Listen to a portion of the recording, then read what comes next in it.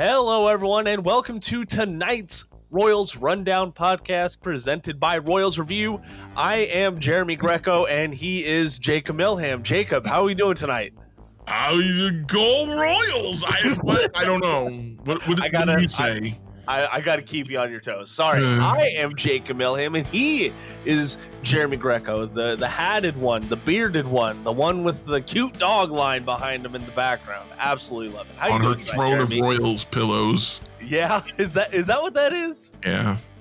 Oh man, I took a picture yesterday, the day before. I've got two just kind of like couch pillows that my mom made me with some Royals fabric, and then I've also got a normal human pillow that you sleep in the bed with. That's got like a Royals t-shirt that is too small for me now that my mom cut up and turned into a pillowcase. Aww. And I just had them all three sitting there, and Callie was just lying on all three of them. I've obviously got the pinned picture on my Twitter. With the two couch ones. So this one is like we've added a third Royals pillow, and she's sitting on top of it, crying because she can hear children screaming in the distance, having fun, and she does not approve. She is a meister of fun, if you will, a shyster of it. Yeah, maybe no fun around her. Thank you very much. No, if you want to have fun, you got to contain that to royalsreview.com. Okay, down in the comment section. That's a good place. There's to a beautiful have fun. segue. What'd you say? That was a beautiful segue. That brings a tear to my eye. Listen, it's from listening to only weird games as I fall asleep every single night. Okay, I just listen to Seth Kaiser and Nate Taylor and their tomfoolery. Let's go to break. Oh wait, hold on. Except that means we have to be big enough and important enough to have sponsors. We could do a thing where we're just like, thanks for making us the #1 podcast in Belgium. Which, yes, we are. Listen, I don't know who's listening to us in France and Belgium. I think we just have, because if I recall correctly, those countries border each other. So I don't know, maybe if we have like a corner on the baseball market there.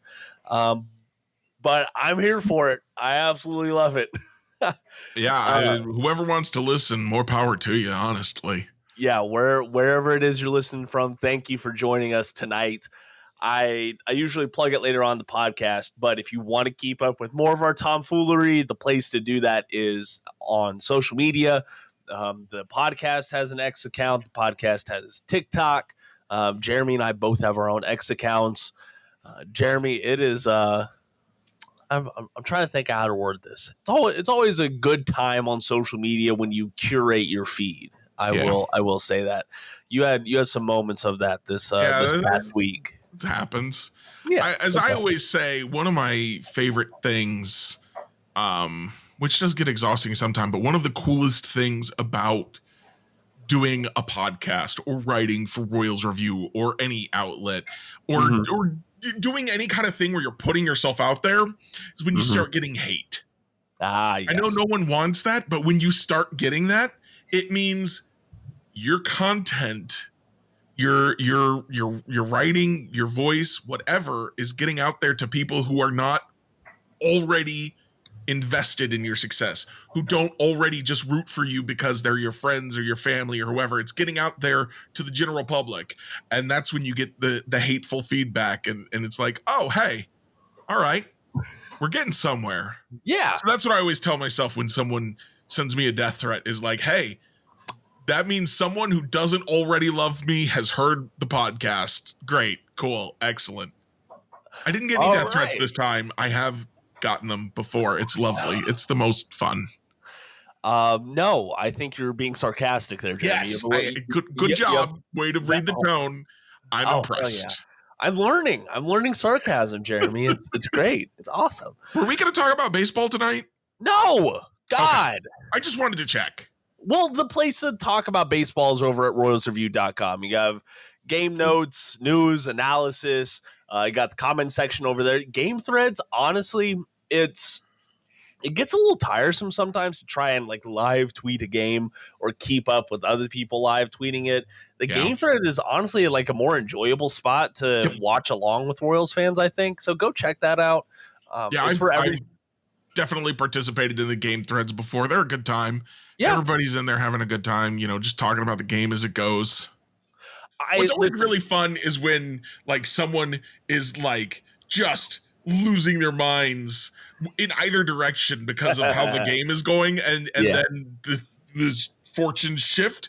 For example, that Mariners game last week where they came back from the 8-0 deficit, and everyone's like, "Oh, this is the end of what is going," and then they come back and win, and it's like to watch the tone shift happen. It's a good time. It is. It absolutely is. Listen, I will become more active in there. I just need some more Pop-Tarts. Okay. I'm not getting enough Pop-Tarts to be participating in every single game thread. Yeah. Pop-Tarts are a limited resource. There's only so many Pop-Tarts in the world, and we have our allotments. And obviously I've been at Royals Review for longer than you, so I get more Pop-Tarts. I think that's only fair.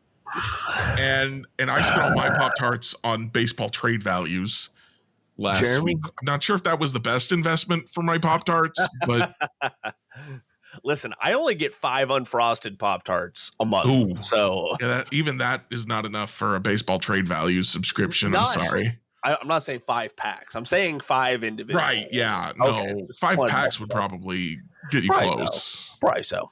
I mean, that's what baseball trade values is worth. Okay, yes, we are about 7 minutes into the podcast, and we haven't spoken a lick about actual baseball. I said baseball multiple times. I said the word baseball. I mean, we said baseball. We said Royals.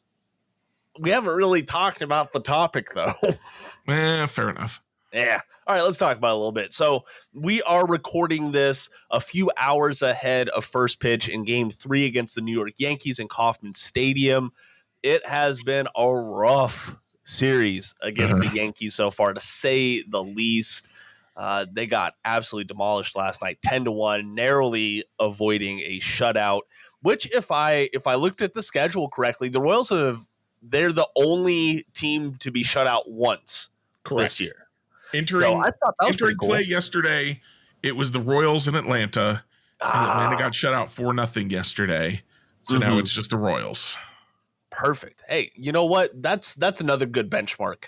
And I'm just hoping that they still avoided the sweep. I hope that we are sitting here. They could split this series. It could happen. Yes, it could. I'm holding my breath with Dan Altavilla opening for Daniel Lynch IV tonight. Yeah. But it could happen. It could. It absolutely could. And we are going to be talking about Dan and Dan, the tandem, later on in the podcast. I didn't even think of that. It's amazing. It's only weird games, folks. That's why we pay you the few Pop-Tarts you get. Yay! Pop-Tarts. Love it.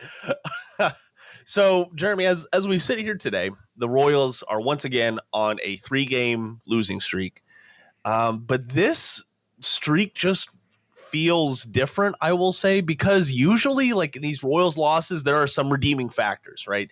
These past 2 games against the Yankees, there hasn't really been any redeeming factors. Like, how are you feeling at the halfway point of this set?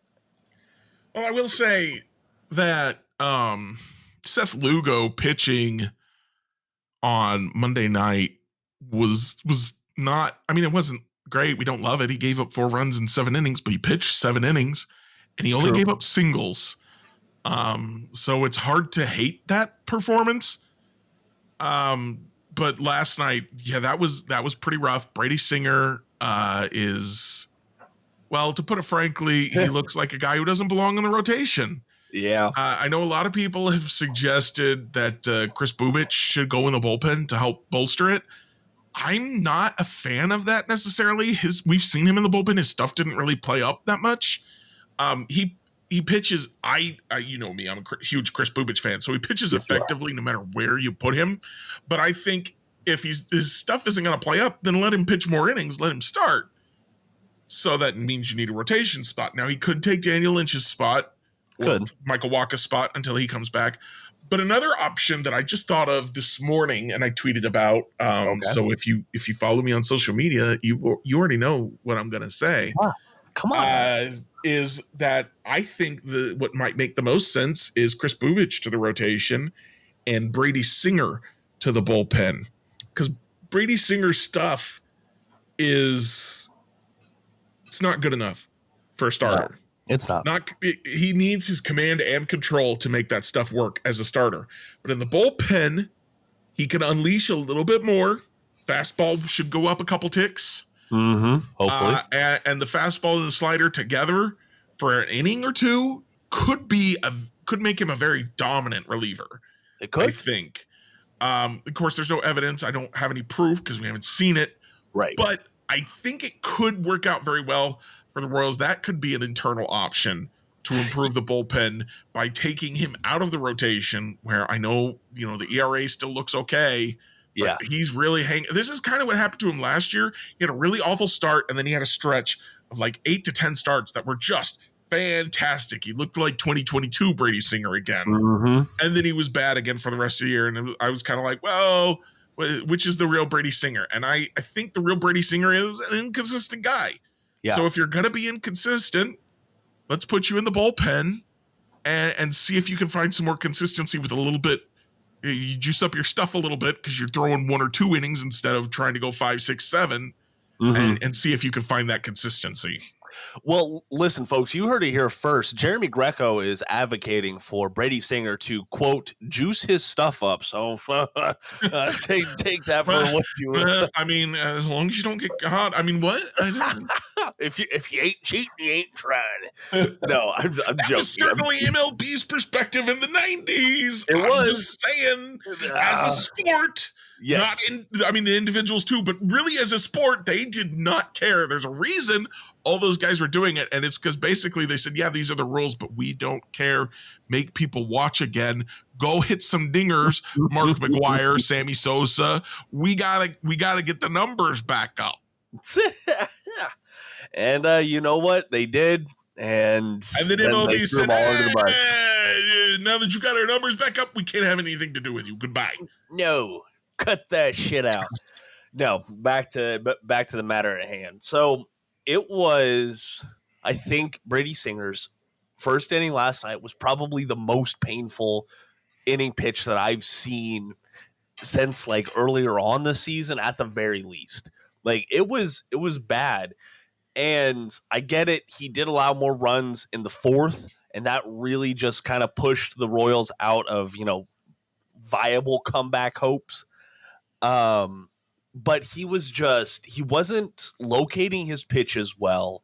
He was nibbling on the edge, or trying to nibble on the edge of the zone with, just the Yankees batters were laying off those pitches that were heading away from them or borderline because they knew he couldn't put one over the plate. And we saw what happened when he did put one over the plate. Simple as that. I think the frustrating bit is some parts of Brady Singer's game remind me too much of Cal Eldred's outlook on starting pitching in Kansas City. He's very much a remnant of that. And whenever he struggles with his 2-pitch mix, that is one of the automatic things I think of. Now, the few times he's flashed an expanded pitch arsenal and succeeded for the most part when he's done so, it's like, that's the guy. Brian Sweeney and Zach Bove, you're doing things. But we didn't see that at all against the Yankees last night. And it's frustrating. And this is the most frustrating thing to me about Brady Singer is he does finally this year seem to be willing to admit that he needs more than 2 pitches. But whenever he starts to get in trouble, he says, nope, I can't throw those anymore. I got to stick with my 2 pitches. And it's like, no, you got to throw them all the time, though. If they can go, well, now I've got you in trouble, I can narrow down what you're going to throw me. You're going to get punished when runners get on base. You're going to get punished on a regular basis. For those of you who are following David Lesky, you're smart. You should be reading David Lesky's stuff. You should be following him on Twitter. He's a great Royals baseball mind. He has been kind of highlighting for the last 2 Brady Singer starts that Brady Singer is kind of like not pitching to a third of the zone, which really narrows where players got hit. So here's the thing.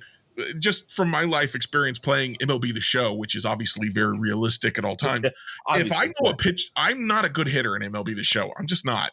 But if I know a pitcher is going to throw it in a certain spot, I'm going to hit it at least 8 times out of 10, even as a bad hitter, because I know where it's coming. I can gear up for it. I'm ready to go. That's what Brady Singer's doing in real life to professional good hitters. Some of the best baseball hitters that the world has ever seen. Even the worst ones are some of the best the world has ever seen, right? When you get to the major leagues. And he's saying, listen, it's going to be right here somewhere. You don't know what pitch it is going to be necessarily, but it's going to be in this area.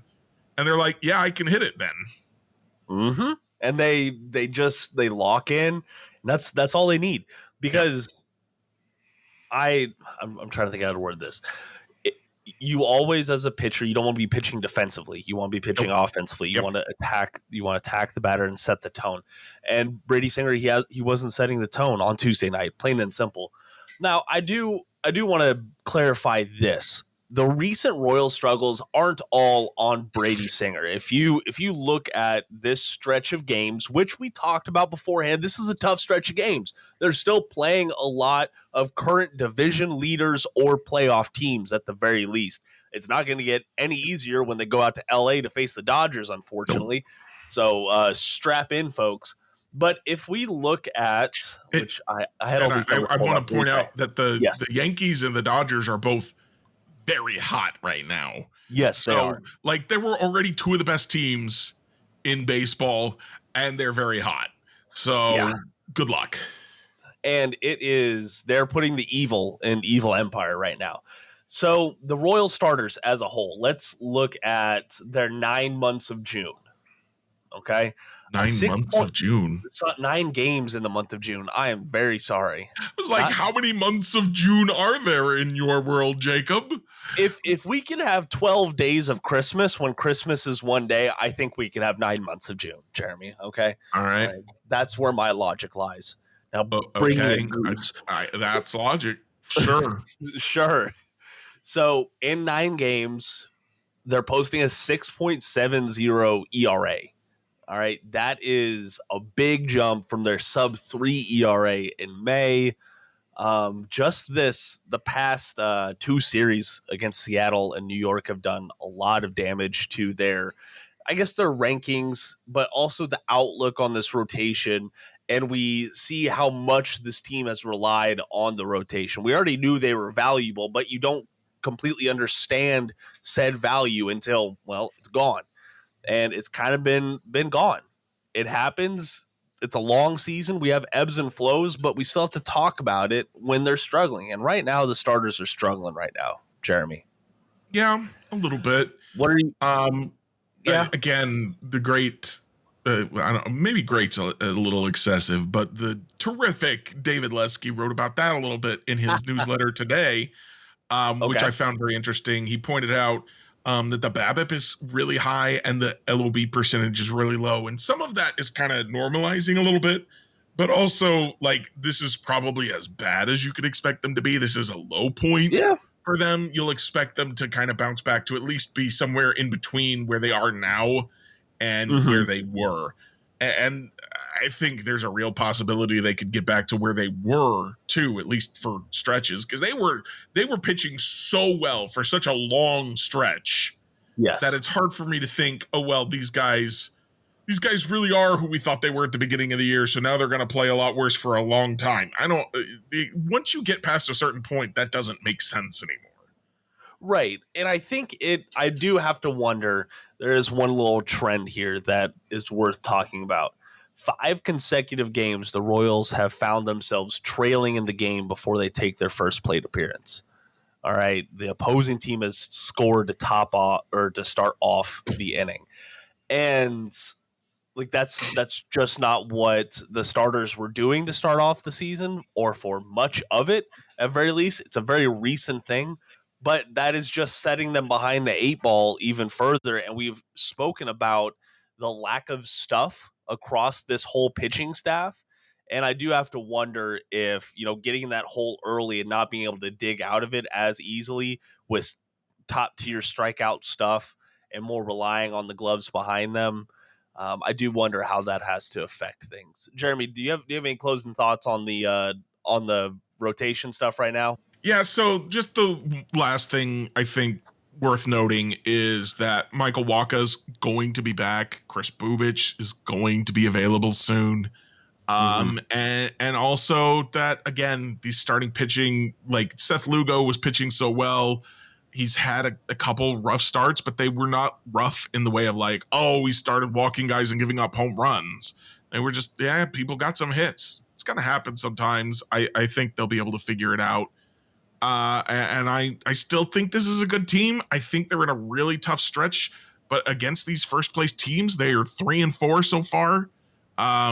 If they can, win a couple of these last 5 games, I'm happy. I'll be happy with that and say, let's go beat up on the little guys now. Yeah, and I looked at the schedule following the Dodgers, and it is heavily against teams below 500 and with a lot of last place teams. So I do think that overall they can bounce back in the win-loss column and regain the lost ground. I say that with air quotes because in the grand scheme of things, they haven't really lost a lot of ground. The Guardians have cooled off, the Twins have cooled off, and as we sit here today, the Royals still have a 4-game lead in the wild card standings.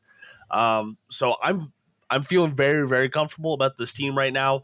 I just think this Yankees series has given us a dose of reality on their ceiling right now. And that's true, but also I'm going to refer to someone else, someone smart again, Seth76, that Narrow Path article. This was the toughest month. This was always going to be the toughest month for the Royals. They're playing a lot of good teams. And so don't look at this month and go, oh, they didn't win. Even if they go under 500 this month, if they're like 3, 4, 5 games under 500 for the month of June, that's okay. Yeah. These are the really good teams. And I will refer you back to what I said about the Chiefs and winning during the regular season. Chiefs always lose to the Bills during the regular season. They beat them in the playoffs, right? The Royals can lose to the Yankees right now because they're sitting in a playoff spot. If they lose to the Yankees right now, but then they beat the weaker teams that they play later on in the year, then it'll be okay. They'll get to the postseason, and then we can worry about what do the playoff Royals, who are going to look different than the regular season Royals, because I think I know we've got the poll coming up. I think the Royals are going to be very aggressive at the trade deadline and trying to make some moves happen. And so the team is going to look different when it comes to postseason time. And guys are going to be coming off the injured list. Again, as I mentioned, Michael Walker, Chris Bubich aren't here now. They will be probably then. Other guys might get hurt, but we'll see what happens. It's going to be a different team. It'll be, just because they lose now doesn't mean they will lose then. Yes, exactly. And like Jeremy alluded to, stay tuned later on to hear your Spotify Q&A responses. We asked you listeners, how aggressive do you expect Kansas City to be on the trade market? A lot of really good answers from y'all out there. So thank you very much for participating. There are a couple of late breaking things, Jeremy, that we do need to talk about. One injury thing and one trade thing. Oh, Which no, one not do you want to another injury. off with? Well, no, this is actually good news. So MLB.com's Annie Rogers put out that Hunter Renfroe, he got his MRI on Tuesday. His toe is not fractured. It is a bone. Yeah, it is a bone bruise. Well, that changes a lot. Stress reaction. Yes, it does. And yeah, that's what she said. That significantly alters the recovery time with no surgery needed. So really good news for Renfroe there. I mean, a fracture, you're looking at weeks, if not months, on the IL. With a bone bruise, less than a month, you would think would be a possibility at least. Yeah, and Annie said he could start baseball activity, quote, relatively soon, just depending on when the pain subsides. So we saw him in the dugout Tuesday night. I will say there's a lot of good injury news for the Royals. Michael Massey, saw him doing some rehab work on the field. Hunter Renfroe, he won't be out for an extended period of time, hopefully. It is crazy to think that, less than a month ago, a a lot of folks would be. I hate to say it. I think a lot of folks would have been happy to see Hunter Renfrow on the IL, but he was just getting hot, and it had to have hurt. Yeah, so little preview of what I'm writing this week. And I know I promised I was going to give you all the ranking of the City Connect jerseys. Yes. But I realized I really wanted to write this article instead, which is going to be about patience that the Royals have shown with some players. And of course, Hunter Renfrow is in there. I looked this up. He was on I think it was a 9-game hitting streak. I'd have to look at my notes to double check, but he was on a pretty good hitting streak. And during that hitting streak, he had a WRC plus over 200. Whew. He was lava hot. He was. People don't want to hear it, but during that stretch, he was better than Bobby Wood Jr. at the plate. Yep, right? just a tiny bit, but he was. And that's all that I mean, like, if he was close to Bobby Witt, I think we should all be cheering. It was just like, just as people were starting to come around on Hunter Renfrow, who had been, honestly, he hadn't been that hot, but he'd been good for a month. Yes, he had been. He'd been good solid for a month. And people were just starting to come around, and then he fractures his toe, and I'm like, oh, what's he going to be like when he comes back? I remember, that actually reminds me of 2015, when another veteran right fielder that the Royals brought in to be to add kind of lengthen their lineup, and everyone was like, are you sure? Like, I don't know about this guy. Alex Rios was starting to round into shape when he got hit on the hand by a Minnesota Twins pitcher, broke his hand. He was out for a couple months. When he came back, he was back to being the guy he was at the start of the year. Now he did have a couple moments in the playoffs, but that connection to the 2015 team, specious though it may be, I don't hate it. Yeah. I was sitting here thinking you're about to talk about Royals legend Paulo Orlando. Oh, no, not Paulo Triplo. Paulo Triplo. Rex once mistakenly called him, after a game-winning grand slam, Paulo Homo. Oh, no, Rex. Okay. All right. Hold on. In Rex's defense, he did walk that one back pretty quick. We're not going to have a Nick Castellanos situation. Okay. I got to throw Rex under the bus here. Oh, because Billy Butler was shown on the broadcast Tuesday night, right? Oh, yeah? Did you hear what he called him? No. He called him Country Biscuit.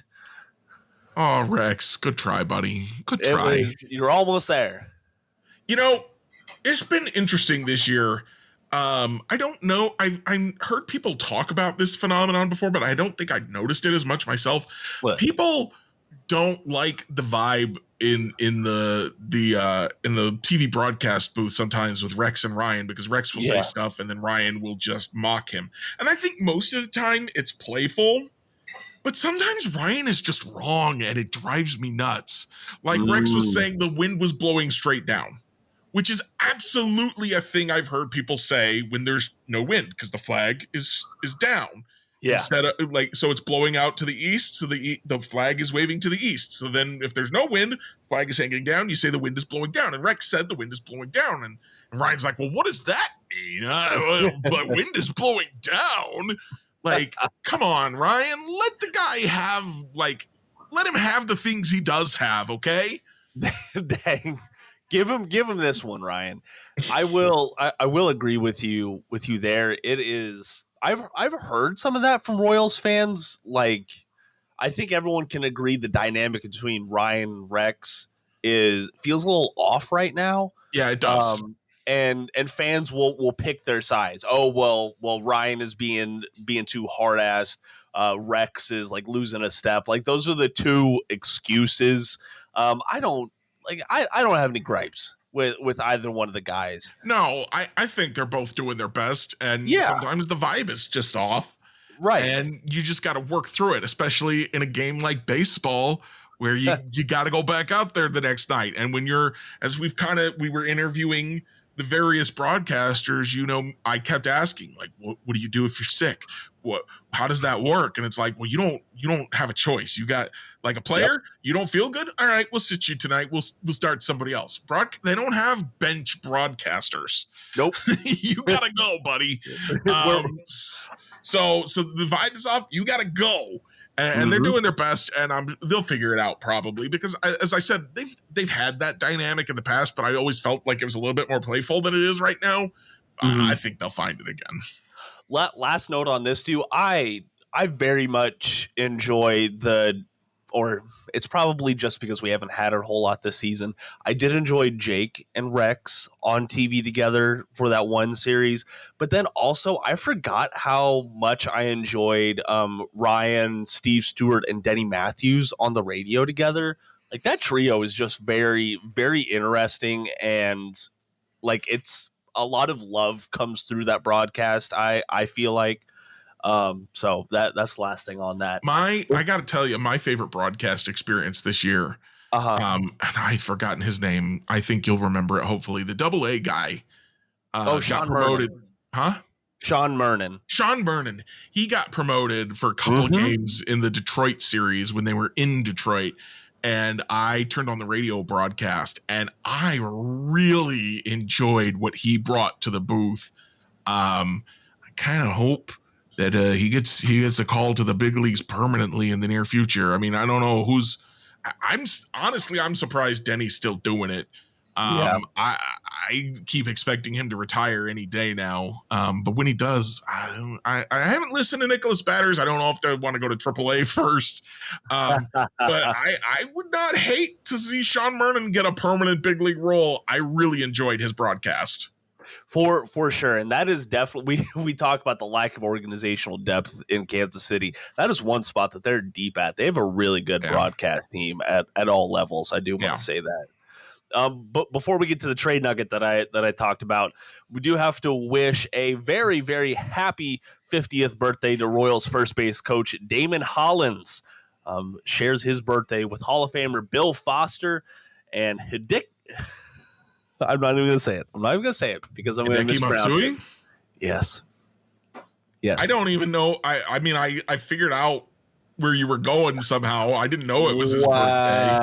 You weren't that far off. No, I stopped, I stumbled, and I questioned myself. That is where I was going to mess up. Thank you. But yes, happy 50th to Damon Hollins over there, which I need him to get on Vance Wilson's level and figure out how to be more of an energetic first base coach. Okay, because now I'm seeing Vance Wilson swimming on the ground of Kauffman Stadium, telling Bobby Witt Jr., get down. Yeah. It's great. It's great.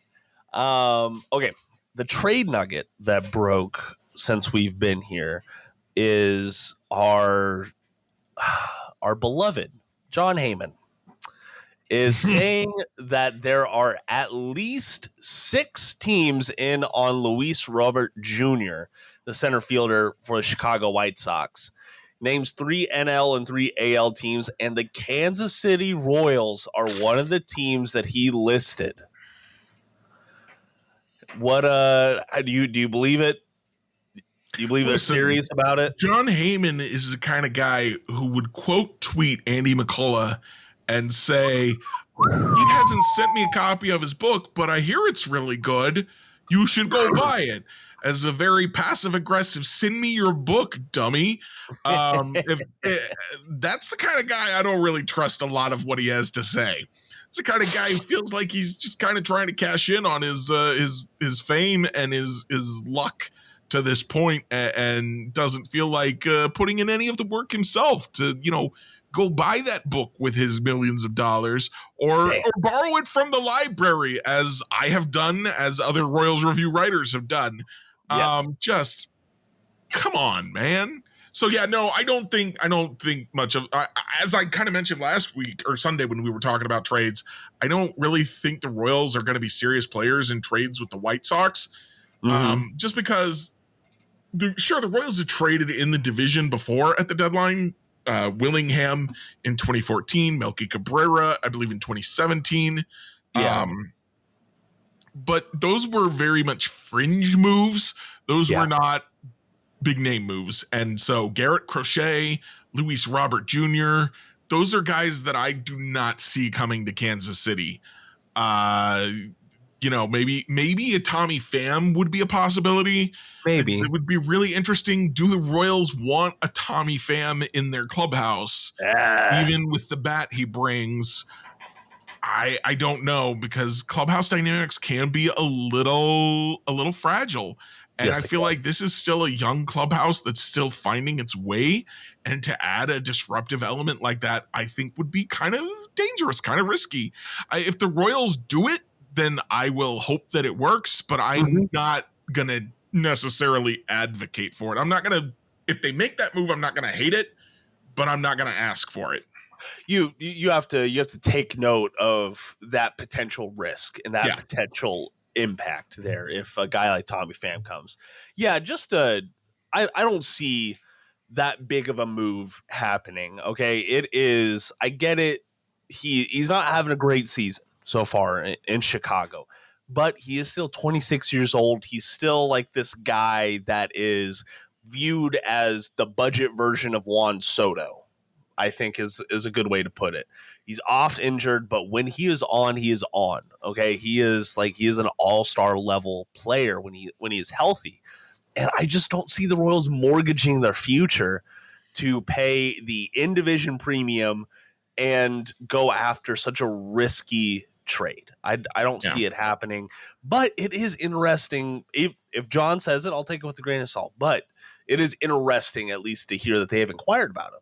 I do find value there. I think the takeaway that makes sense for that announcement is that the Royals are out there asking about everybody. True. The Royals want to make moves again, and that might be me, firming up my biases or confirming my biases. That's the word I'm looking for. Confirming my biases and saying I think the Royals are going to be aggressive. I look at that and go, oh, well, that sure looks like the Royals being aggressive. To go to the White Sox and be like, yeah, Luis Robert? Huh? Luis Robert? No? Okay. Well, we asked. Yeah. And that's all they could do. What's the worst they could say? No? Yeah. Well, they could say, give us Bobby Witt Jr. It might be worse. I don't know. We want Vinny, Blake Mitchell, and Chandler Champlain. That might be a bit much. I don't know. It might not be. I have to sit and think about that for a minute. Yeah. So you'd just be swapping good bats at that. You wouldn't be improving your offense. Right. You'd just be changing it. Exactly. But still worth noting that the Royals are out there and at least looking. Before we get to the Spotify Q&A questions, Jeremy, you did want to talk about the Athletics recent poll with MLB players. So before we get to the big nuggets, I do want to talk about where the Royals popped up in this poll. So first off, they asked a question, what organizations have a bad reputation amongst players? So of the 79 players who responded, to no surprise to no one, 40 of them named the Oakland Athletics as a team with a bad rep. The Royals were also named in that answer, all like alongside a good chunk of MLB, I will say. They're listed with the White Sox, Angels, Rockies, Mets, Pirates, Marlins, Rays, Padres, Yankees, Nationals, and Royals. Okay, so that's 12 total teams. Well, that's not even all the teams. If you look at the fine print underneath that, it says teams also mentioned the Baltimore Orioles, Red Sox, Guardians, Tigers, Astros, Giants, Mariners, Cardinals. Oh, so almost every team got name checked in here. Yeah, and the Royals got 2 votes, which isn't bad out of 79. Yeah, when almost every team got at least 1 to get 2 was like okay. Yeah. Exactly. And I do just want to ask you real quick, do you think that's a lot of outdated information maybe, like we're talking, or do you think that's kind of just where they are right now? I absolutely could be some outdated stuff. I know that, no one's really talking about the Royals right now as far as like, are they a good club? Do you want to sign with them? But when people were talking about them, they were talking about like, oh, the Royals don't want to spend. Oh, the Royals aren't trying to win. oh, the Royals are sending their players to questionable porn seminars. Um, they don't use good analytics to help their players develop and improve. Yeah. Those things are changing, and I think that when you've got 2 votes out of, as you said, 79 players, um, you've probably got a couple guys who just couldn't think of anybody, and we're like, well, I did hear that bad stuff about the Royals the one time. Like as you said, the Yankees also got 2 votes in there, and a bunch of teams, 10 teams or so, got more votes than that. So they're in the middle of the pack, which makes, Yeah. I think, some sense. They haven't been great; they're getting better, and I'm not going to get mad about it. No, I'm not either. So let's see. That was where they were mentioned in regards to the club. The only other place that they were mentioned is in the question about, are you in favor or opposed to MLB adopting the salary cap and floor system? The Royals were talked about as like the small market fish. They're, oh well, what does this player quote says? It says, quote, of course, you're never going to have a situation where a small market team like the Royals is competing financially the same way the Yankees are. I mean, like that's just a fact. That's not an opinion. That is a fact, and we should all accept it as such. But Jeremy, what are some of the broad swatches that you take away from this poll? Because there's a lot of good information here for baseball fans. Yeah, so there were 2 things that really stood out to me. Okay. The one is back to this, actually, the salary cap question, where the question that was specifically asked was, are you in favor of or opposed to MLB adopting a salary cap and floor system used in other major sports leagues? And 71.6% of the respondents were opposed. Yeah. Which makes sense. The players have generally been opposed. And so I was like, okay, well, sure, that makes sense. They don't want a cap. And then I saw that there was an option for a floor and no cap. And so that one only got 14.8%. And I would have figured that baseball players would have been very in favor of a floor and not a cap. Yeah. But some of these responses are interesting. The one that kind of stood out to me, a couple that stood out to me, I think the no cap is what makes baseball unique. And it could result in some teams just having to spend money on guys who aren't worth it.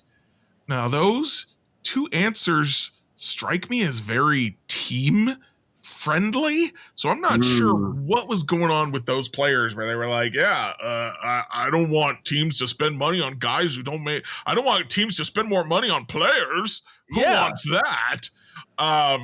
Or for them to say, like, baseball's not unique because of its lack of salary cap. I don't know where you would, that sounds like something somebody is trying to like make up an excuse. Like an owner is like, oh yeah, our lack of salary cap is what makes us. No, it's not. It's not what makes baseball unique. No one thinks that. No one's like, man, I love those other major sports, but baseball, I watch that one because they don't have a salary cap. No one is. What are you talking about? So I was just like, y'all need to like connect to some people who know some stuff or something. I know baseball players, because they're wealthy, tend to be more conservative, but really they can afford to be a little bit more liberal in their own service here. Yeah.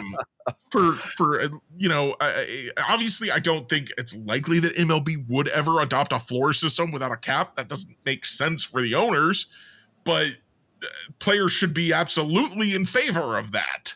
And so then the other thing that stood out is a little bit less like meaningful, a little bit more like kind of goofy, stupid. And that was the vote for who is the most overrated player in baseball. And I, having written an article last week where I said, why the heck is Jazz Chisholm, a league average hitter with decent base running and okay defense, considered so valuable? And of course, he is considered by MLB players to be far and away the most overrated player in baseball. Twice he got twice as many votes as the second place vote getter, Anthony Rendon. Wow. So, and we all know Anthony Rendon's whole thing. Yeah.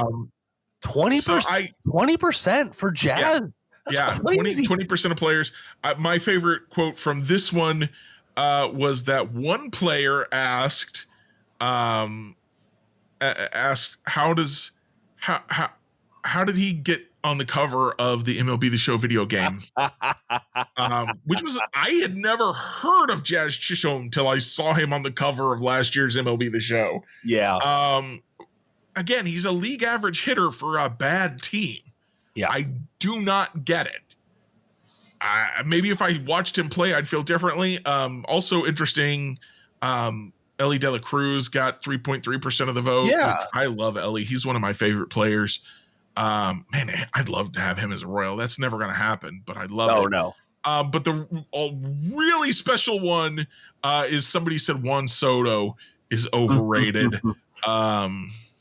Dude just plays baseball at an elite level. I think I saw that the player who said he was overrated said all he does is walk and hit singles. And if you walk and hit singles constantly, that's pretty valuable. Also, that's not all he does. Good. I'll take that. Yeah, Garrett Cole also listed it as overvalued. Dude's really freaking good pitcher, man. I don't know. So yeah, it was just kind of funny to me that we've been really questioning Jazz Chisholm Jr.'s value, but also MLB players are questioning Jazz Chisholm Jr.'s value. Exactly. And I hope that thought process over Jazz specifically does extend to front offices. I do think, we can all talk about the media machine is peddling this about Jazz Chisholm, and maybe that is true. Maybe it is, but his real value is going to be proven when or if a team trades for him.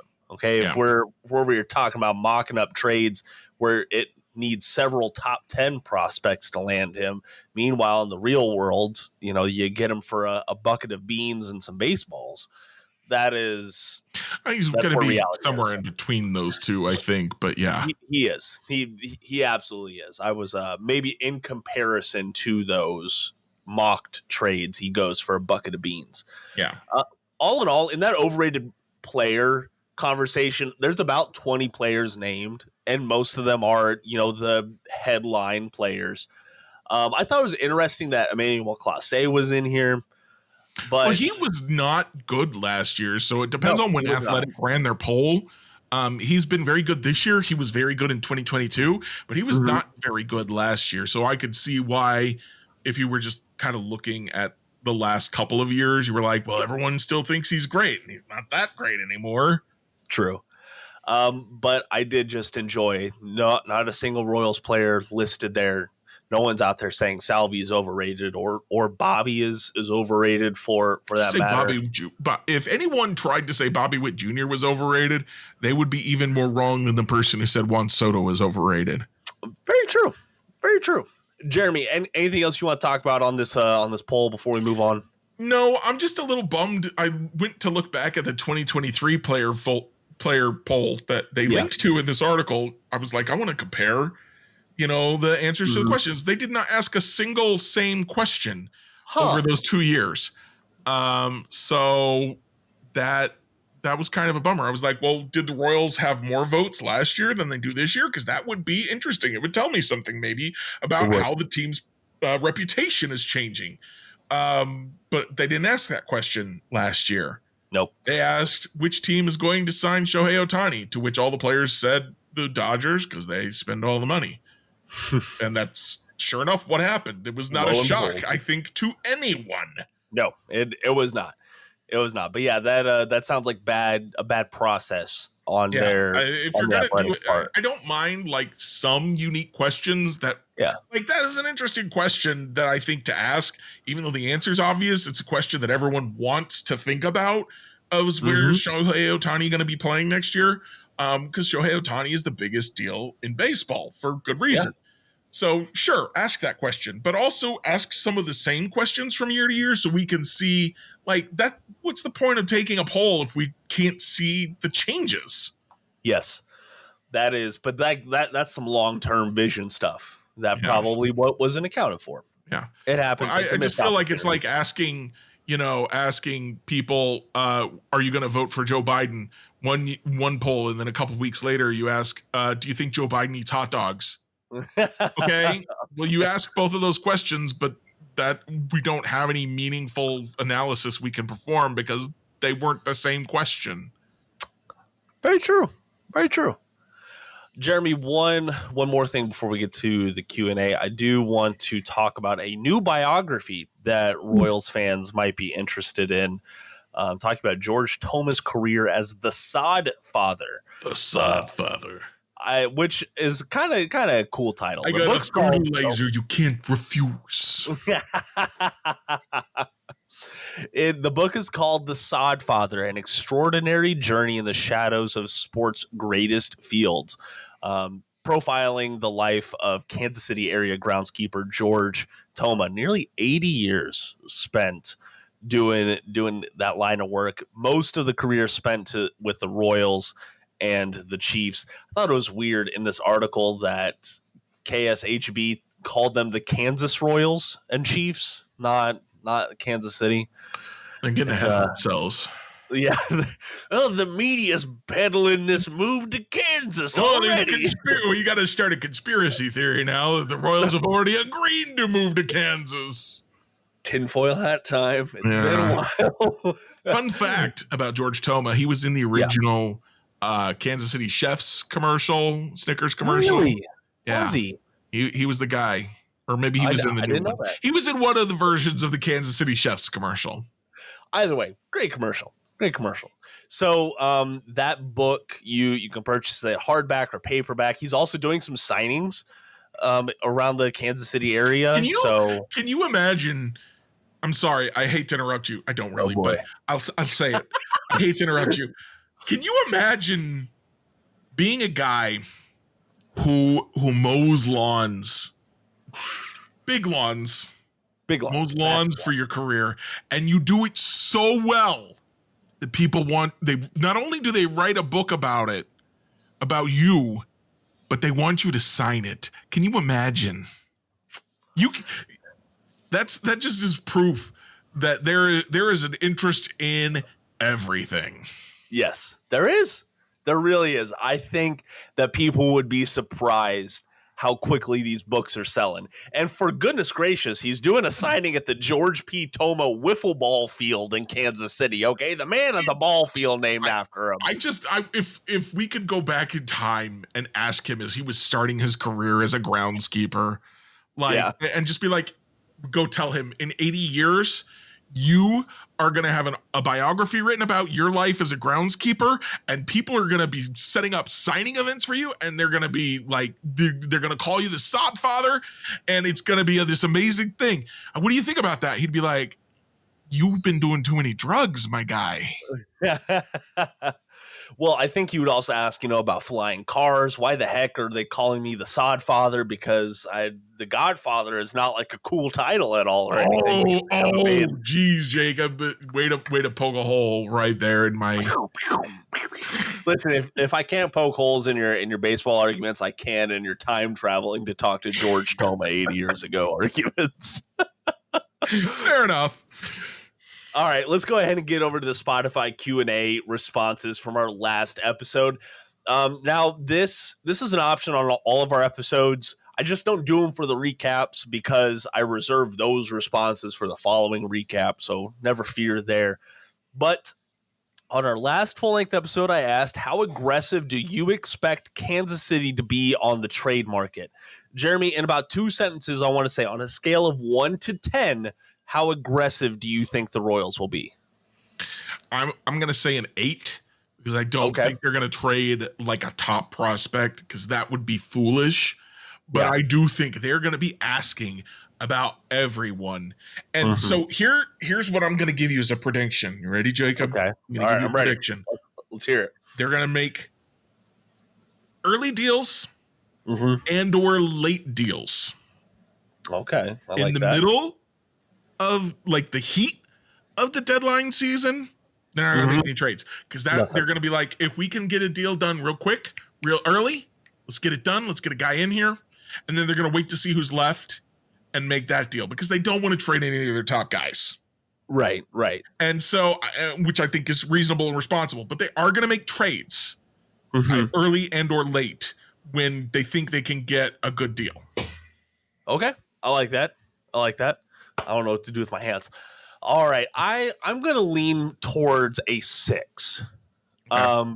Because one, farm, not too stocked. There's not a surplus of talent at any given position that they can afford to really be aggressive and trade away. I feel like they have a whole bunch of like quad A guys that they got to move on from. We're looking at like CJ Alexander, Devin Mann, Cam Devaney, those sort of guys that they don't have a ton of value, but they might have value to the right team. So I think they'll find fits there, but they're not going to go out and have a massive, Juan Soto sized trade package for any given player. Another reason they're not going to get Luis Robert. Exactly. So going to y'all's responses, let's run down the list. K-Stater74 does not give us his answer, but does give us a prediction like Jeremy, saying go after JD Martinez from the Mets, which Jeremy, I mean, you talked about Martinez in your article last Saturday. So there's a fit there and it makes sense. Yeah, he's my favorite target for a lot of reasons. I think he's going to be, I think he's the best bat they're going to be able to get at a reasonable price. Okay. I also, this is rabbit hole. I wonder how he would fit into the clubhouse because he is an experienced player. You don't hear a lot of bad stuff about JD Martinez. Yeah. He's not an egotistical guy, and he's also been on some winning teams. Yeah. So I think that's a really good point. I think he could be an excellent clubhouse presence because, as you said, not a lot of negativity floating around him, has a lot of that playoff experience, and he's played against the Royals a lot. So he can, and he played against the Royals, I think, in 2015. Did he really? I'm I think he was with the Tigers in 2014, 2015, at least one of those years. So he could come in and be like, listen, I saw that team. I see you, and tell them like how they're different, the same, whatever. That's a really great point, Jacob. Well, thank you for taking it and extrapolating a little bit more. Nash fan Sam says medium level aggression. I don't think they will go crazy, but also mainly since we don't have an amazing depth pool to trade from, sadly. Yeah, Sam, I think that's the realistic approach. Dylan says not as aggressive as the fans want. I think they will look to add a bullpen arm or two, and they won't add any outfield help if MJ and Renfroe continue to play better leading up to the deadline. I think that'll rub some fans wrong if that is true. MJ's not playing better. Jeremy, we're not talking about that. We're not talking about it, Jeremy. Okay. I'll leave it at that then. I kind of, truth, a little peek behind the curtain for everyone. I didn't want to talk about MJ on this episode because that is the truth. He's bought himself a lot of goodwill with some late game heroics, but he's still not doing great. He's got 3 hits in the last 2 weeks. Those 3 hits just happen to be home runs. Exactly. It's tough. Corey Michael said, I expect 2 to 3 moves, mostly focusing on bullpen. Yeah, I agree with that. I mean, they could use more than one bullpen arm. They can't use more than one outfield bat.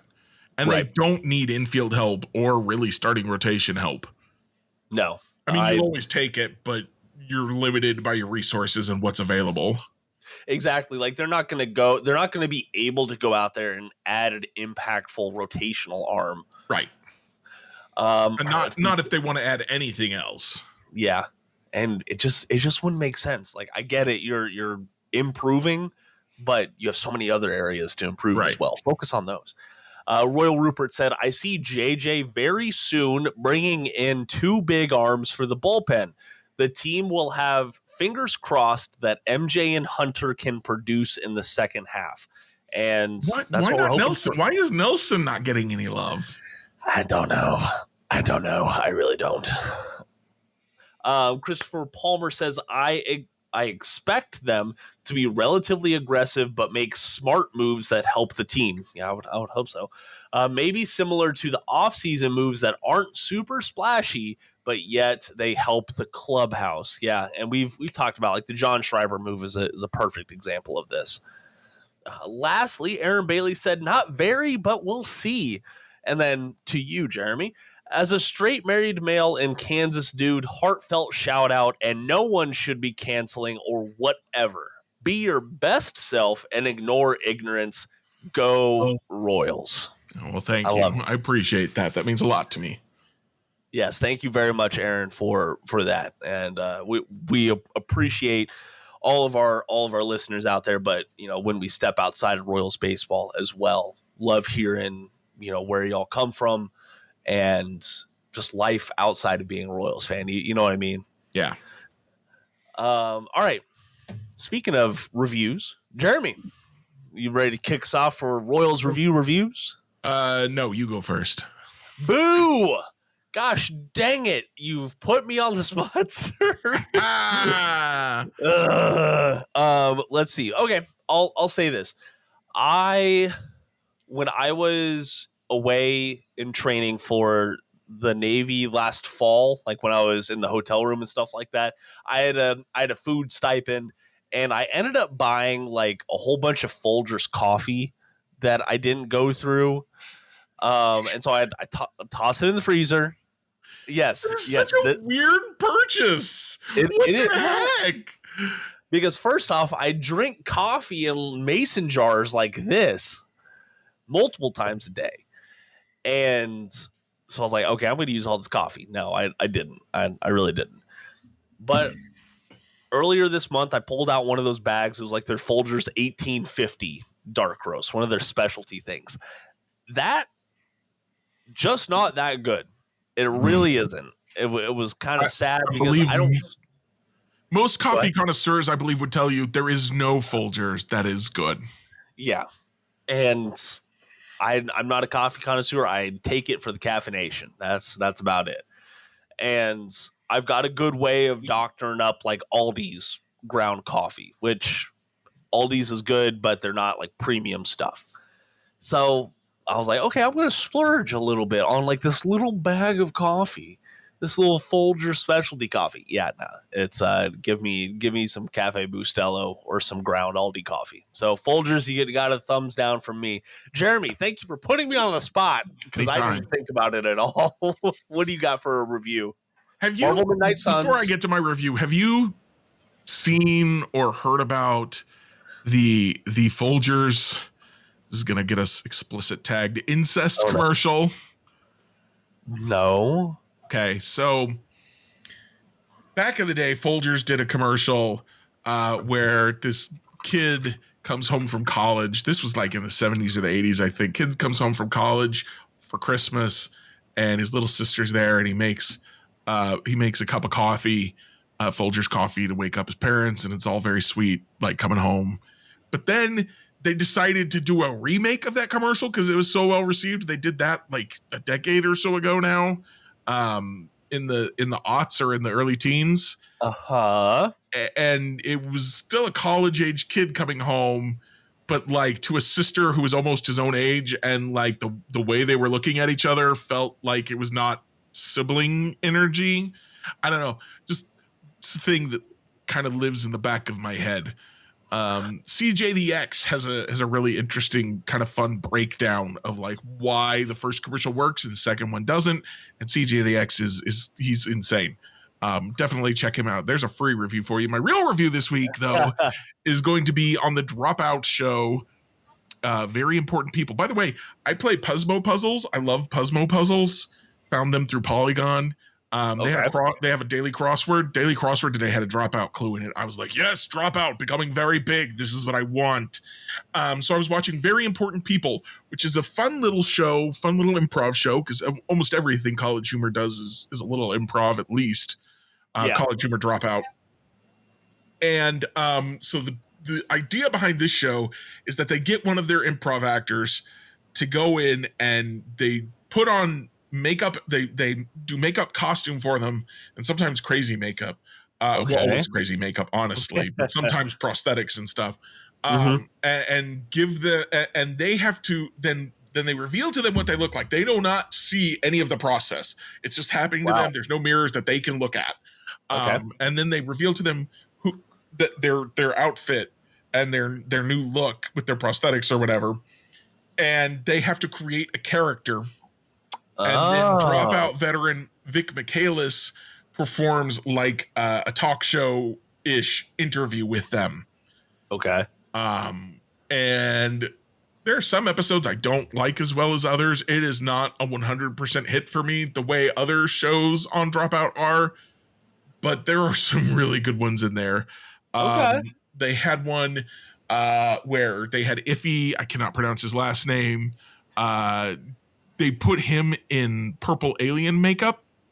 Okay. And so he was like, he invented an alien character that had come to Earth to repopulate the planet. And Vic was like, we're already populated. What the heck? And then as the improv went along, you find out that he's been living in her guest house watching porn. And calling it like, I'm learning the mating rituals of the humans to repopulate the planet. Because that's how it just kind of grows on itself. So he doesn't start with that idea, but that's where it goes eventually. And it's kind of funny. They also had a season finale, and this is where I first heard about the show. Was I saw a TikTok video of a clip of this where they got Brennan Lee Mulligan, who is just fantastic in everything he does. Brennan Lee Mulligan put him in a caveman get up, and then he says that he is from the woods. He won't give his name. He starts off the interview asleep in the guest chair, and he wakes up screaming, and he's like, I'm from the woods. How did I get here? And he's like, you're supposed to be a physicist. He's like, oh, I am a physicist. And then like just goes on, and it's hilarious. You have to watch it. I will not spoil any more of it. Okay. But there, like I said, there are some hits and misses. The second half of the season, the first season of A Very Important People is completed. And the second half is there's not a lot of misses in there. Once, I think the last one that I didn't care for was Josh Rubin as kind of an ugly dude with a puppet. That felt a little mean-spirited. There's some of them that feel a little mean-spirited. Gotcha. But after that one, all of them are pretty much amazing, and there's a couple before that I really liked as well. So you know, if you're like, hey, give me the list of the episodes I should watch, I'm gonna go get Dropout. Give me the list of the VIP episodes I should watch. Hit me up on Twitter or X, whatever you want to call it. I don't care. Just hit me up there, and I'll give you the list. Okay, I'm happy to do it. I just don't want to waste everybody's time because I've already wasted a lot of time talking about this kind of in circles. No, Jeremy, I'm about to waste even more time because now you've talked about this commercial, and I don't know if you can see it on your screen, but I have it pulled up on my end right here. Let's see if this works. Oh, this commercial. Yeah, this is the wrong house. Sister. Sister. What? So much. They waited up all night. Who talks like that? It's a long way from West Africa. Oh, what? Coffee. Brought you something from far away. Really? Oh. What? No. And then she puts the bow on him, which is like Yeah. a really flirtatious kind of gesture. Yeah. Like a sibling might put the bow from a present on you. Oh, and then they're like touching foreheads. I smelled it. Like, He's back. Ryan, you have to leave. What? What are you guys talking about? oh, We this know is what's this is going on fake. here. We know you're trying to each other. Okay, this is fake. I was trying to get you there. You faked me out. Good job. But the first half of that was the real commercial. Yes. Like, and I was just let me finish what I was gonna say. Like, so he hands her the present. She takes the bow off, and in the real commercial, she puts the bow on him on his chest. And is like, "You're my present this year," very flirtatiously. Don't like that. Yeah, I don't like it either. And so, that's not what a sibling would do. A sibling a sibling might put a bow from a present on you, but they're gonna like put it on your face, like bop you on the nose with it, like you're my present this year. Maybe, I don't know. They probably still won't say that, but they're not gonna just be like, oh, gently put it on your shirt and like, oh, this cute. I'm looking at you with cute eyes. That's not how that happens. Is it the forehead thing? The forehead. I think that was fake. I don't think that was real. I think it was too. I think that was when they flipped from the real commercial to whatever fake thing they were doing there. Yes, it's the extended cut, Jeremy. Okay, so we're just doing some more behind the scenes stuff. Okay, right, Jacob, you got me. Way to go. I'm gullible. Let me tell you. When I was a teenager, I'm wasting even more time. We're not done yet. We're still going. Oh well, no, Jeremy. I got to cut you off here because Honey has made me a delicious dinner that I do need to go enjoy. So you will have to save your nonsense for next go around. All right, if I remember. I'm old now. Oh goodness gracious! All right, everyone. Thank you so much for listening. I'm going to go have some delicious dinner. Going to watch the Royals game later on tonight. If you want to keep up with our shenanigans, follow us on social media. Check out the great work over at royalsreview.com. All those links are down in the podcast description below. Jeremy, thank you so much for joining me tonight, as always. And thank you to the listeners out there still with us. Until next time, go Royals!